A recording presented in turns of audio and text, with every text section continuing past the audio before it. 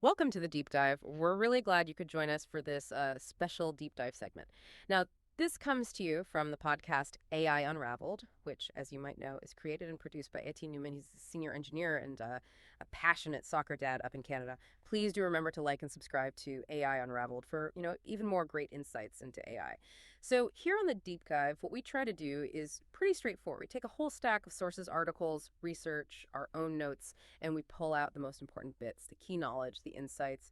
Think of it as maybe your shortcut to being really well informed. We try to pack in surprising facts, maybe a little humor too. Today, we are jumping into a really fascinating mix of AI innovations and their impacts all happening on just one day, June 18th, 2025. It's pretty incredible how fast AI is changing things, isn't it? Across so many areas. It really is. And looking at just this one day, this snapshot, it vividly shows that dual nature of AI development. You see these groundbreaking scientific uses that could genuinely change lives, alongside, well, some significant ethical questions and pretty complex business dilemmas popping up all at the same time. Right. So as we go through all this today, the big question for you listening in is, what does this actually mean for you? How is AI really changing our daily lives, maybe in ways we don't even see yet? Okay, let's kick things off. There's a development out of China that's frankly startling. AI avatars are now outselling human hosts in live stream commerce. Outselling humans, wow. Yeah, I mean, picture this. Two AI-generated hosts. They promoted 133 products in just one session. And they're using human-like gestures, even handling real-time interactions with viewers. It's not just a picture, it's dynamic. So it's interactive AI avatars doing live sales pitches. Exactly. And the numbers. They're quite something. One of these streams, 13 million viewers. It actually beat a stream led by a human from just the month before in only 26 minutes. 26 minutes, okay. That's fast. And get this. Baidu's AI, Ernie, wrote over 97,000 characters of product descriptions just for this event. Baidu called it the first dual digital avatar stream.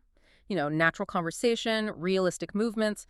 The wider impact is just staggering. Reports say over 100,000 of these digital humans are now working in China's live commerce sector. That's a sector worth nearly $1 trillion. 100,000. Yeah. And they're apparently slashing costs by 80% and boosting transactions by, on average, 62%. Okay, so the efficiency gains are massive. But what's really fascinating, I think, is how this forces us to rethink influence and authenticity, in this digital economy. Are we just commodifying human charisma here, or is this something new, like a scalable synthetic connection? That's a great question. Synthetic connection. It's got immediate implications, right, for influencer marketing, obviously, but also for whole creator economies that are based on human labor. That's a powerful point. If AI can do these jobs at such scale, what happens to the human workforce? Exactly. And it's not just influencers, right? We're already seeing these broader workforce trends. Look at Amazon. Their CEO, Andy Jassy, he's confirmed AI will shrink their workforce. It's happening now because of efficiency gains, automation, and logistics in retail. It's not theoretical. No, it's definitely not theoretical. That trajectory is, well, it's undeniable. It really drives home how quickly we all need new skills, the ability to adapt. It's becoming absolutely essential. And, that's precisely why resources that help you navigate all this are so important. Actually, speaking of skills, if you are looking to get certified in AI, maybe boost your career in this fast-moving field, I really do recommend checking out Etienne Newman's AI certification prep books. He's got guides covering Azure AI Engineer Associate, Google Cloud Generative AI Leader Certification, the AWS Certified AI Practitioner Study Guide, Azure AI Fundamentals, and Google Machine Learning Certification too. Really comprehensive. You can find them all over at dgemgatech.com. And don't worry, we'll put all the links right in the show notes for you. Easy to find. Okay, shifting gears a bit now, let's move from commerce to the really high-stakes world of government contracts and the big industry players. Let's talk OpenAI. They just landed a huge $200 million Pentagon contract. This is actually their official debut as a Pentagon contractor. Work's going to be centered in Washington, D.C. 200 million, that's significant. Yeah. That really signals a major step, doesn't it? What exactly does the contract involve? Well, the details mention ChatGPT Enterprise being used for admin tasks. Yeah. Things like helping service members navigate benefits, that sort of thing. But, and this is crucial, it also involves custom models designed for proactive cyber defense. Cyber defense, okay. Yeah. And this new deal, it actually rolls up existing partnerships they had with places like NASA, NIH, the Air Force Research Lab, even the Treasury, it's all under one banner now.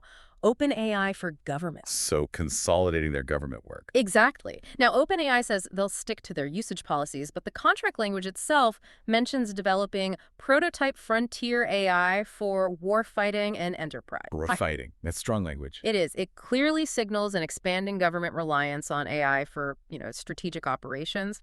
And it definitely raises those vital questions about how these powerful AIs will actually be used, what the oversight looks like.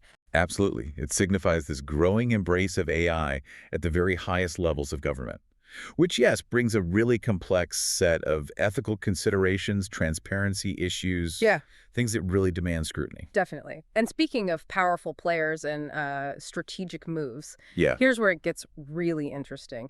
The tension between Microsoft and OpenAI. Ah, yes, the partnership. That seems complicated these days. Complicated is putting it mildly. Negotiations have apparently hit month 8, and sources are saying OpenAI is actually thinking about what they're calling a nuclear option, Which is? filing federal antitrust complaints against Microsoft, their biggest partner, their biggest investor. Wow. Antitrust. Against their main backer. What's driving that level of conflict? Well, the core issue seems to be OpenAI's plan to buy a coding startup called Windsurf for about $3 billion. Okay. The problem is, Windsurf competes directly with Microsoft's own GitHub Copilot. Direct competition. Right. And OpenAI wants to block Microsoft from getting access to Windsurf's IP, its tech. But Microsoft's $13 billion investment usually gives them access to all OpenAI tech, including anything they acquire. So you can see the clash. Yeah, that's a major sticking point. Microsoft wants access to what they helped fund. Exactly. And there's more pressure, too. OpenAI has this deadline, end of 2025, to restructure as a public benefit corporation or risk losing billions in SoftBank funding. They're also apparently trying to renegotiate Microsoft's financial stake, wanting them to accept a lower equity percentage, waive future profit rights, and cut Microsoft's revenue share from OpenAI's earnings. They already ended Microsoft's cloud exclusivity, remember? Right, that exclusivity change was big news. So they're really pushing back hard on the terms of the partnership. Seems like it, and the relationship itself. Apparently, Satya Nadella and Sam Altman used to text daily now, scheduled weekly calls only. It's a pretty clear sign of just how intense this competition, this AI arms race, has become. It truly is an arms race playing out right there. And while Microsoft and OpenAI are figuring out their complex relationship, Google isn't standing still. They just announced the general availability, the GA, of their Gemini 2.5 family of models. Oh, right. Gemini 2.5, what's new there? Well, the 2.5 Pro and Flash models are now fully available, out of preview. Pro's been topping leaderboards, apparently. But maybe the bigger news is flash-lite. It's a new lightweight version, just launched in preview. Flash-lite. So smaller, faster. Exactly. Designed for mobile, for embedded systems. But here's a kicker. It's apparently beating their previous light models on performance while still having that massive 1 million token context window. 1 million tokens on a late model. That's impressive. So what's the significance of that, putting powerful AI into smaller devices? It's huge. It means putting really capable AI into much lower resource environments. Think smartphones, maybe even smaller gadgets. It dramatically broadens access and adoption, gets AI out there into more hands, more applications, and of course it ramps up the competition, especially for that enterprise dominance everyone's chasing. It's about getting AI everywhere. Everywhere indeed. And it's not just the tech giants battling it out. The investors are making massive bets. Over the last year alone, something like $52.4 billion poured into generative AI companies. That's more than the total invested from 2022 all the way to mid-2024 combined. $52 billion in 1 year. Yeah. And the average deal size jumped from around $96 million to $372 million. Big money. We're seeing SoftBank and Thrive Capital emerge as top investors now, pouring in over $20 billion recently into companies like OpenAI, Anysphere, Isomorphic Lab. It's not like everyone's getting funded equally, right? Yeah. There seems to be a split. Definitely. There's a clear market bifurcation, as they say. The top-tier teams, the ones with really strong tech, they're attracting huge amounts of capital at higher and higher valuations. OpenAI, Anthropic, SSI, XAI. Right, but perceived leaders. But many others. They're finding it much tougher. There's market saturation, maybe some investor fatigue setting in for the less proven ventures. So investors are doubling down on who they think the long-term winners will be. It signals that they believe these foundational shifts are still early, but they're getting way more selective. It's a real land grab for the most promising players. That land grab is certainly making waves. And, keeping up with these industry trends, the technical advances, it's absolutely crucial if you're working in AI or want to get into the field. Which actually reminds me, I wanted to mention Etienne Newman's toolkit again. It's called the AI Unraveled Builder's Toolkit. It's packed with practical stuff, AI tutorials, PDFs, audio, videos, plus those AI and machine learning certification guides, really designed to help you start building with AI. Sounds useful for getting hands-on. Yeah, exactly. We'll make sure the link for the toolkit is in the show notes too, along with the cert prep books and everything else. Okay, let's pivot now. Let's talk about the social and ethical ripples from all this AI development, starting with something really important. Data ownership, privacy, Mastodon, the decentralized social platform, they just made a pretty bold move. Oh, what did they do?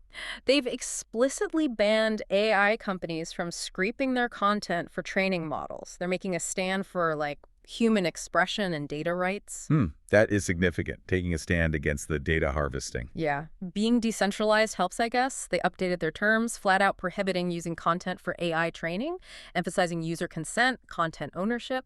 That's interesting. So they joined folks like Reddit, Stack Overflow, who've also tried to limit AI training on their data. Exactly. It sets a precedent, doesn't it? Especially for smaller platforms, maybe pushing back against this sort of commercial AI harvesting when users haven't explicitly agreed. It definitely fuels that whole debate over digital ownership. Who controls our data online? It really does. And speaking of privacy and control, how does that Mastodon stance compare to, say, what Meta's doing with Meta AI? Oh, well, that's almost the opposite approach, isn't it? It's a stark contrast. Mm-hmm. Meta AI's disclaimers now clearly state that your private conversations might be used for training their AI or for safety audits. Private conversations. Used for training. Yes, unless you specifically go in and opt out. Wow. So the default is they can use it. That seems to be the case. And it obviously sparks huge questions about digital privacy, about informed consent. Is clicking agree on terms and conditions really informed consent for that? It puts all the burden on the user to dig through settings and opt out rather than the platform getting permission up front. It certainly does. And there's another layer of concern emerging, too, kind of related to data access. We're seeing reports that AI bots are essentially breaking into digital libraries, archives, museums. Graping in. Oh, automated crawlers, scrapers are just overwhelming the servers of these cultural institutions. Sometimes they hit them so hard, the online collections go offline for actual human users. So denial of service caused by AI scrapers. Pretty much. And what's maybe more worrying is that many of these bots are reportedly just ignoring the robots.txt file. Right. The standard protocol that tells bots what they shouldn't access. Right. Ignoring the standard do not enter signs of the web. That raises immediate legal, ethical questions, doesn't it? About using cultural data, copyright, fair access. It's not just about server load. It's about respecting intellectual property, the integrity of our shared cultural heritage online. Absolutely. It's sort of related to how we access information.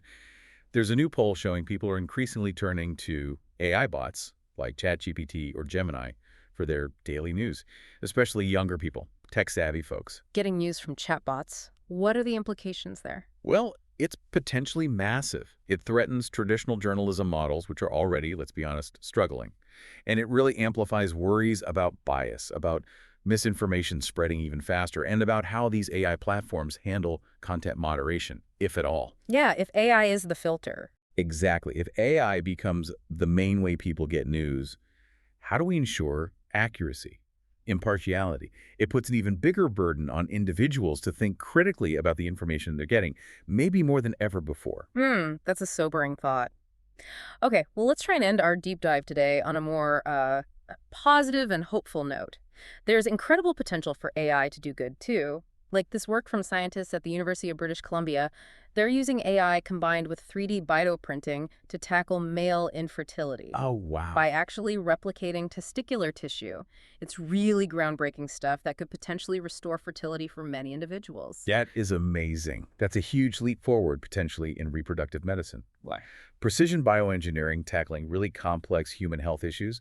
It shows that potential of AI, when combined with other tech, to really improve quality of life. A profound example. It really is. And sticking with health for a moment, there's also this fascinating research out of National Taiwan University. They're focusing on teaching AI to care. Teaching AI empathy. Sort of. specifically with medical chatbots. When patients contact a doctor, especially with scary symptoms, they aren't just after facts. They're often anxious, scared, looking for reassurance. Right. The human element is crucial in healthcare. Exactly. So these researchers, they took real doctor-patient chats and they rewrote them. They specifically added patient messages expressing fear, anxiety, maybe distrust.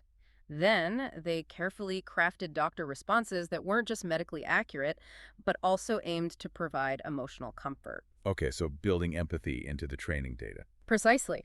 They fine-tuned llama models using this data, and they found a method called direct preference optimization, which basically trains the AI by learning directly from human feedback on which responses are better worked best. And the result. Pretty striking. The models trained on this emotional data consistently did better than standard chatbots. They gave empathetic responses like, "It's completely understandable to feel concerned," right alongside the medical advice. That's genuinely interesting. It highlights a big gap, doesn't it? Yeah. That need for empathy in medical AI. But it also sounds like a really meaningful step forward. Yeah. Building patient trust, improving safety, integrating AI into healthcare support in a way that feels, well, more human and compassionate. It's about acknowledging that human element. Absolutely. And, beyond these big headlines, June 18th was just packed with other stuff, too. Minimax debuted Hailuo 2, a new AI video model. Korea AI launched its Korea 1 image model in a free public beta. Oh, yeah. Intelligent Internet updated their II medical model, apparently surpassing Google's MedGemma, even though it's smaller. And Adobe. They released new mobile apps for Firefly, bringing those AI creative tools straight to your phone. The pace is just relentless every single day. It really is. What an incredible snapshot today's deep dive gave us, right? Just one day's news showing the sheer breadth, the depth of AI's impact. From completely changing commerce to shaping national defense strategies, sparking these huge ethical debates about privacy, and then offering these profound breakthroughs in medicine, it just hammers home that AI isn't some future thing anymore. It's here. It's a powerful force actively reshaping our world right now. Indeed.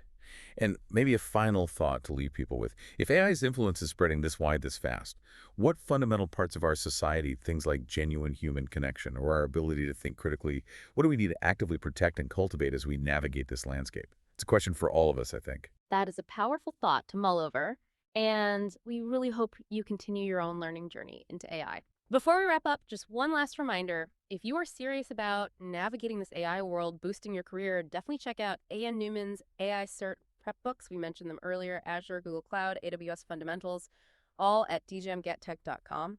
And also, don't forget Etienne's Toolkit, the AI Unraveled Builder's Toolkit. It's got those tutorials, guides, everything to help you actually start building with AI. Seriously practical stuff. All the links, as promised, are in our show notes. Thank you so much for joining us on this deep dive today. We really hope you gained some valuable insights, feel a bit more informed about this AI revolution happening around us. And please remember to like and subscribe to AI Unraveled for more insights coming your way.